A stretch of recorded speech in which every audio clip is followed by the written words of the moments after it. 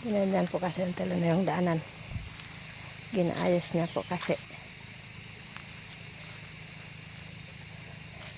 Para pagpunta mo dito, kahit may dala kang motor, pwede kang magmotor.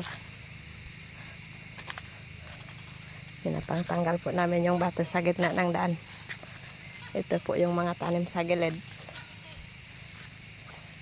Iyan po yung nganga. Tapos yan din po yung kabila na nganga. Ito po. No? Yan po.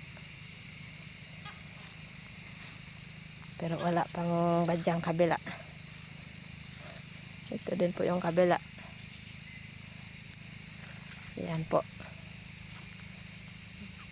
Pinalinisan yung gitna.